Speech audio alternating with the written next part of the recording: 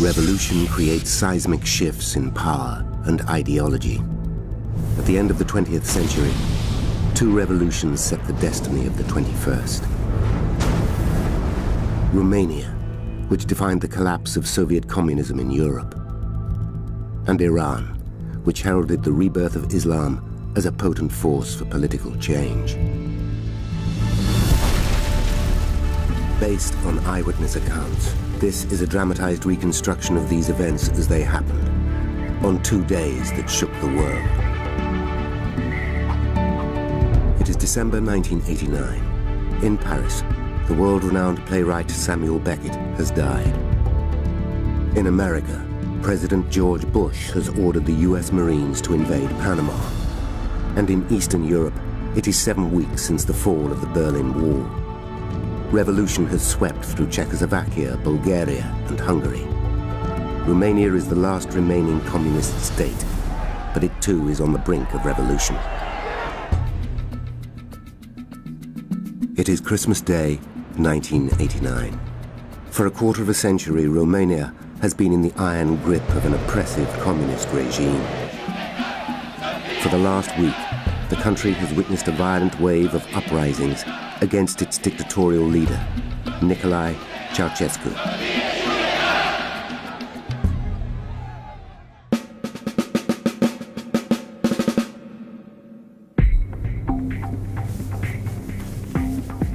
Like many Romanians who've spent all their lives under communist rule, Captain Ionel Boero of the Romanian Paratroop Regiment has never celebrated Christmas before.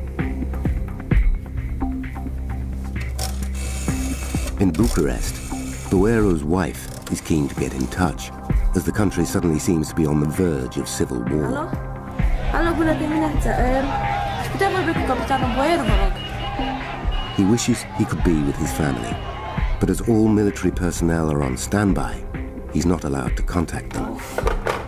For 3 days, fierce fighting has engulfed several towns, and President Ceausescu and his wife Elena appear to have fled the capital, Bucharest.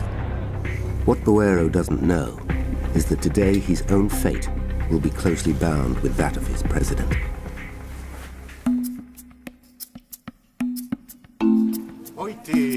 In a suburb of Bucharest, television director George Militaru boosts morale by bringing his team an unusual breakfast, coffee, freshly looted from Communist Party stores.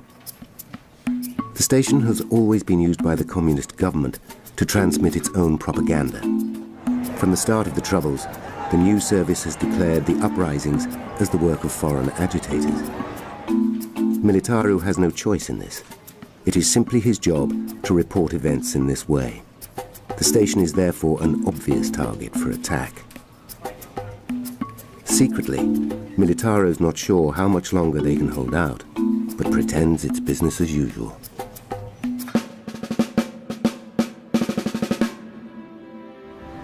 Contrary to rumor, the Ceausescus have not fled Romania.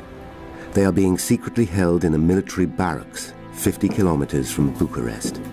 Bună dimineața, tоварищи президенты. Whether they are under arrest or are there for their own protection is unclear. Asta au mâncat soldații români din ordine de dumneavoastră. For the third day in a row, they refuse the standard army rations they were responsible for introducing. Elena is worried about the strain recent events have put on Nicolae's failing health. Nicolae suffers from diabetes and has bladder problems. The toilet facilities are basic. It is in stark contrast to the opulence they have enjoyed for the past 24 years. The Ceausescus are rumored to have millions stashed in Swiss banks. They have requisitioned royal palaces and luxury villas all around the country, which they have decorated in the style of Versailles. Most they have never even spent the night in. Their love of antiquity is in contrast to their destruction of historic buildings to satisfy Nicolae's vision of social engineering. A quarter of Bucharest is razed to the ground to make way for Soviet-style high-rises. Through decades of social and economic mismanagement, they have ruined Romania. Now, they are about to pay the price for their greed and their vanity.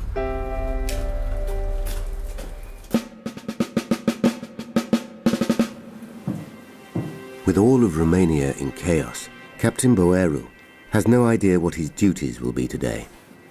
A senior officer appears in the mess. He asks for 8 men to volunteer for a special mission. He tells them that it will be for their families and for their future. Boeru feels duty-bound to sign up.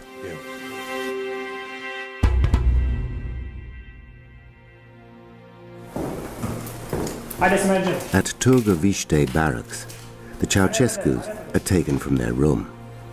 The night before, the barracks were shot at, and the presence of the Ceausescus is making the guards nervous. They're being hidden in an armoured car for their protection, although they are confident they are to be flown to freedom. Nicolae and Elena have always believed they are invincible, and have worked hard to create a cult of personality around themselves. Influenced by the dictatorial regimes of Stalin and Chairman Mao, the Ceausescus have set about creating a country that worships them. They have devised a history of themselves in which Romania is grateful for their charismatic leadership. Nicolae confers on himself the title Genius of the Carpathians and the Great Conducatore, whilst the barely literate Elena becomes the great scientist, engineer, and academician. The esteem in which they hold themselves is in contrast to the way they treat their people. There is mass poverty, and yet Romanian women are forced to have 5 children as a patriotic duty. Contraception is banned, HIV is rife, and the orphanages are overcrowded. People are hungry, but live in fear of Ceausescu's notoriously brutal secret police force, the Securitate, who are rumoured to have infiltrated every walk of life. It is a peaceful protest in the provincial city of Timișoara that provides the touch paper for revolution. Religion is barely tolerated by the state, and when much-loved local priest Laszlo Tokes is threatened with eviction for his outspoken political views, the town turns out to support him. The army and Securitate open fire on the unarmed crowd.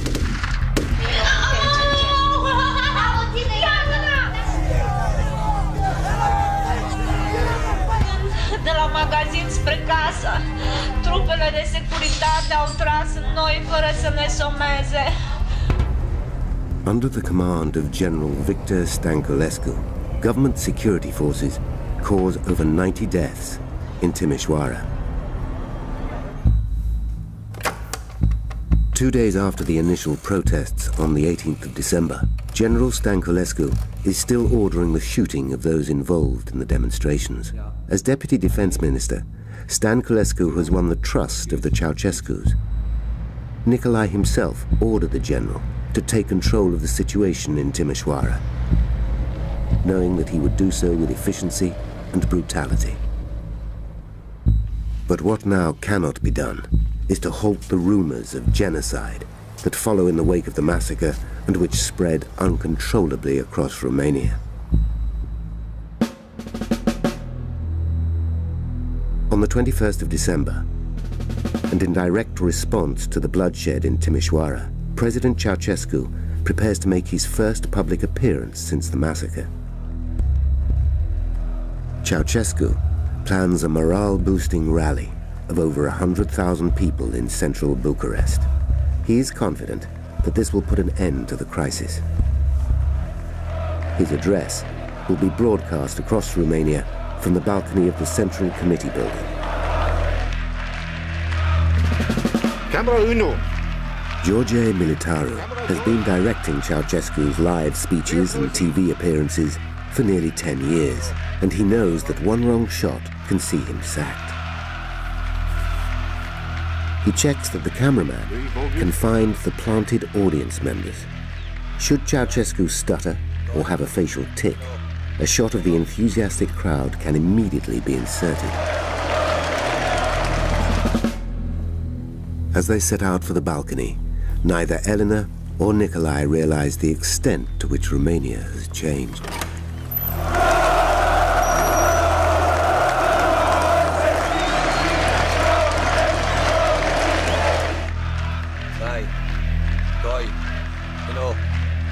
At exactly 12:31, Ceausescu begins his speech. Dragi tovarăși și prieteni, cetățeni ai capitalei României socialiste. It is the usual mix of communist dogma and nationalist sentiment.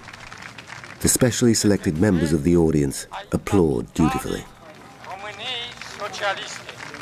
Doresc în primul rând. It was on this same balcony in 1968 that Ceausescu had his finest hour. Romania had already negotiated limited freedoms from Soviet control in the 1950s, and as Soviet tanks rolled into Czechoslovakia in 1968, Ceausescu gave a rousing speech condemning Moscow for threatening peace in Europe. Czechoslovakia constituie o mare greșeală și o primejdie gravă pentru pacea în Europa, pentru soarta socialismului în lume.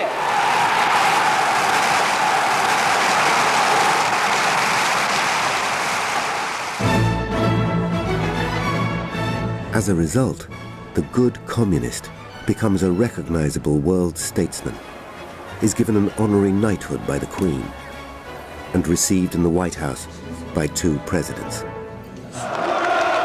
Since then, he feels himself to be untouchable. Ceausescu has been speaking to the crowd for 8 minutes, when the mood changes. The chant of Timișoara is heard. No one has ever dared to publicly challenge Ceausescu before.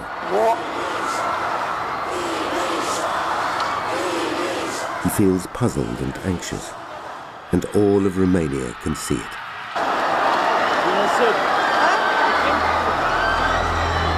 In the TV gallery, a lifetime of repression has made its mark, and George Militaru doesn't need to be told. He immediately cuts the live broadcast.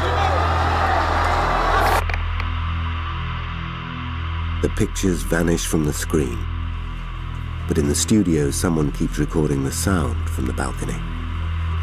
Așezați-vă liniștiți! Liniște! Stai. Ce făcut? Stați liniștiți!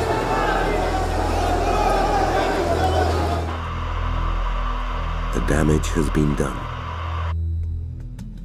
The image of a frail, confused old man is the catalyst to bring thousands of Romanians onto the street. Even the army start to question if he is worth defending. Minutes later, order is restored, and the picture returns. Ceausescu broadcasts a list of concessions. Ianuarie să majorăm în cursul anului viitor. But it's too late. Already thousands of people are leaving the square and regrouping in the back streets.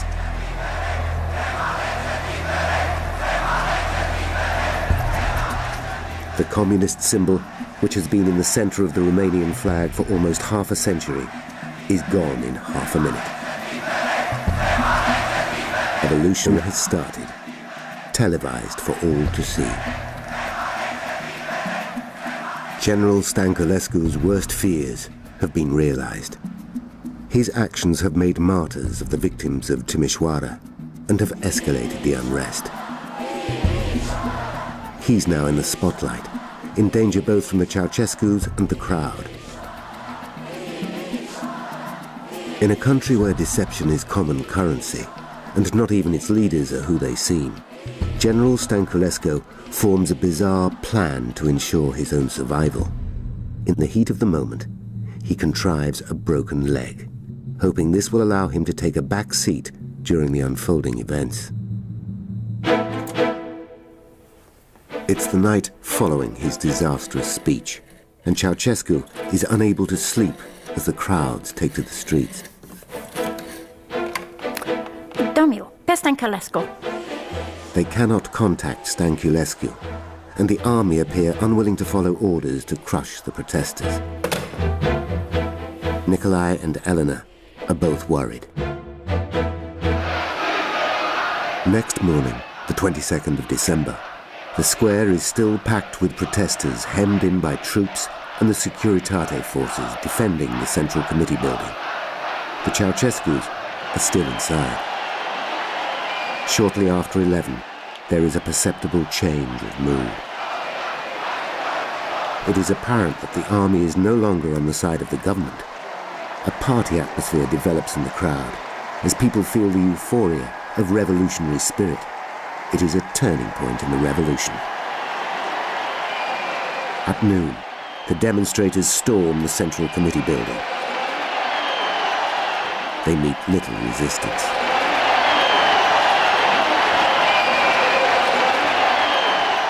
Stanculescu appears and takes advantage of the Ceausescu's rising panic.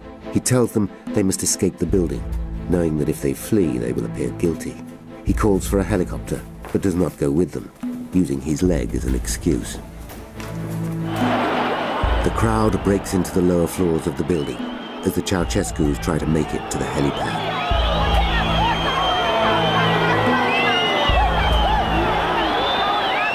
As they run across the roof, they are spotted by the jubilant protesters. The overloaded helicopter struggles to take off. Aboard are Ceausescu, Elena, 2 advisors, 2 bodyguards, and the 3-man crew.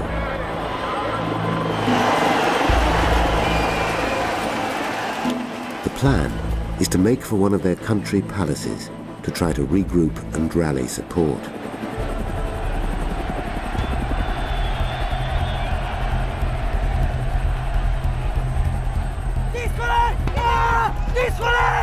With the Ceausescus gone, the crowd turns its attention to the television studio, keen to use the power of TV to spread word of the growing revolution. Militaru and his staff are powerless as the crowd forces its way in. Confusion reigns as the protesters negotiate their way on air. Tovarăși, ascultați-mă! Sunteți mulți tovariși care lucrați în televiziune. Sunteți nevinovați! Să trecem la fapte, la treabă, mai bine zis. Avem nevoie... Liniște puțin! Liniște puțin! Liniște puțin! Atențiune, vă rog! Peste 5 secunde intrăm în emisie. 5... 4 de controlul, 3... At 1 o'clock, the dissident poet and national hero, Mircea Dinescu, goes on air. News of the revolution reaches even the most rural parts of Romania, as well as the outside world. Dictatorul a fugit! Later, it is dubbed history's TV revolution. Victorios! Am învins! Am învins! Am învins! As Bucharest is enveloped in chaos, the Ceausescu's escape is becoming farcical. The helicopter pilot invents technical problems and dumps his passengers on a deserted roadside. A local doctor driving to work spots the desperate couple and their bodyguard trying to flag down a ride. It is Elena, not Nikolai, who stops him at gunpoint. Nu mi faci nimic!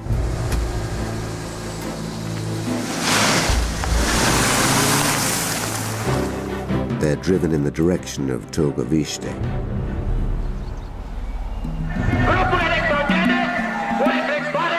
In Bucharest, work is underway to form a new government. In an office deep in the Central Committee building, self-elected politicians calling themselves the National Salvation Front are trying to get hold of Stanculescu on the phone to secure the backing of the army in order to restore calm. But Stanculescu isn't answering until he knows what has happened to the Ceausescus.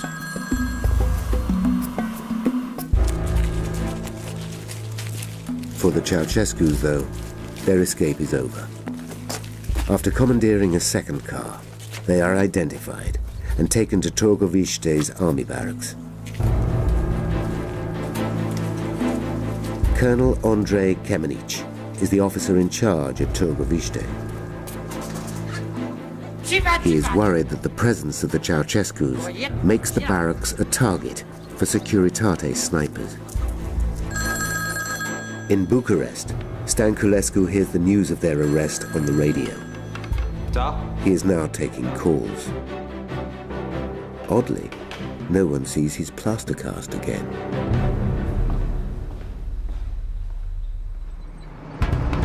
Across Romania, people are still unsure as to the whereabouts of their leaders. Fierce street battles erupt between the army, now supporting the revolution, and Securitate snipers loyal to the Ceausescus. The army and the people succeed in rounding up Securitate agents, who are then interrogated and executed. A counter-revolution begins to look less likely. On Christmas Eve, the National Salvation Front meets with General Stănculescu in Bucharest to decide the fate of the Ceausescus.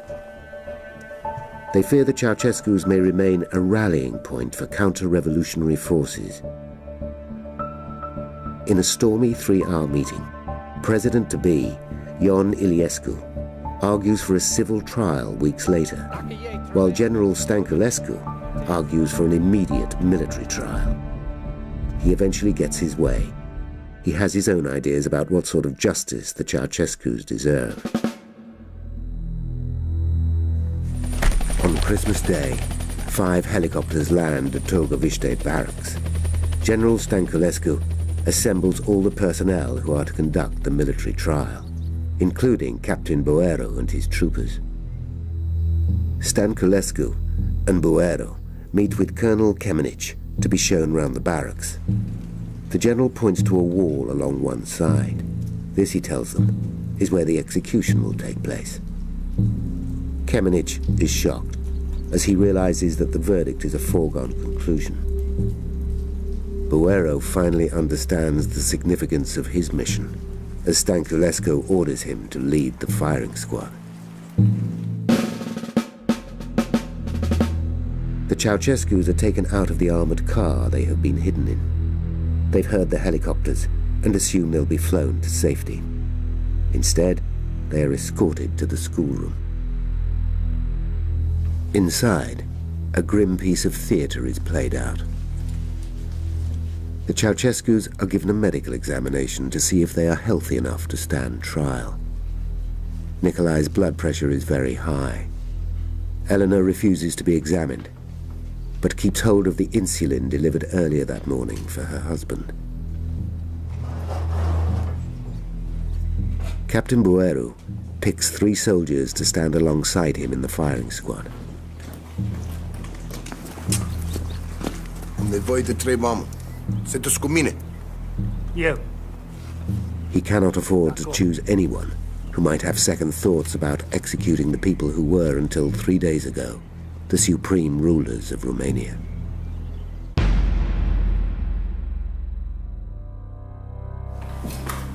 At 1 o'clock, the court is convened. It's the last throw of the dice for the Ceausescus, but they aren't playing the game. Nikolai refuses to recognize the legitimacy of the court and treats the proceedings with contempt. Nu sunt inculpat președintele României, și a reprezentanților clasei muncitoare. The principal charges laid before them are genocide in Timișoara and theft of the nation's assets whilst forcing the people to live in poverty. Eleanor is outraged when the court strips her of all her academic titles. When asked to explain why he fled the Central Committee building, Ceausescu looks pointedly at the assembled witnesses. He begins to realize the devious role Stănculescu has played in their downfall. The court orders a recess to consider its verdict. The lives of Romania's leaders hang in the balance. Captain Boero's firing squad waits nervously to see if they'll be needed. The judgment on the Ceausescu's 25 years in power takes only 55 minutes. Tribunalul, în numele legii și Ceaușescu Nicolae și Ceaușescu Elena, la pedeapsa capitală și confiscarea totală a averii și poporul român liber, nu cu trădători. For the first time, it dawns on them that they may not survive. In a room thick with treachery, the Ceausescus are touchingly loyal to each other, their partnership unbreakable to the bitter end. Dacă vreți să ne omorâți, ne omorâți pe amândoi. Împreună. Nu. Împreună. Nu, dar, nu. Mergem împreună. Legea, așa. Dă dreptul să fim împreună. Gata, împreună. Ce vrei? Ce asta? Ce asta? Nu le legați. Nu le rog. Nu vreți. Nu le legați. Nu vreți. Nu ne să mă prezint cum vreau. Nu vrea. Nu să merg cu mine. Desfaci și de acolo. Nu e voie să ne legați. Nu, ne legați. Ne legați. E rușine. E rușine. V-am crescut. La o mână. Dați la un loc, mă. Și ia să-mi rupeți mâna. Dați-mi drumul la mână. Dați-mi drumul. Nu ne minte nimeni. Și vă minte, mă. Nu vă minte nimeni. Noi suntem aici așa, pe cine?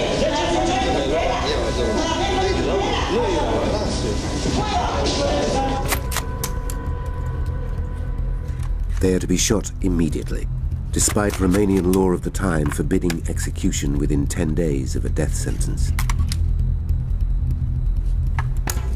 Captain Buero has been told to wait for Stanculescu's death sentence. But when Ceausescu emerges, Buero's feelings get the better of him. Oh!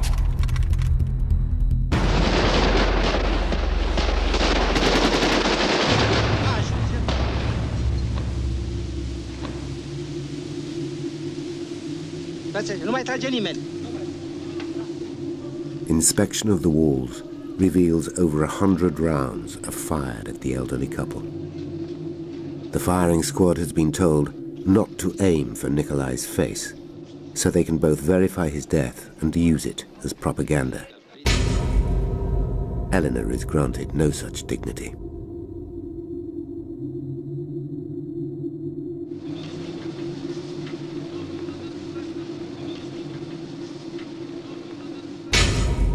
On Christmas night, the TV revolution delivers its gruesome climax. Viewers can see the graphic images of the Ceausescu's dead bodies. Romanians all around the country cautiously celebrate. Many are still in shock.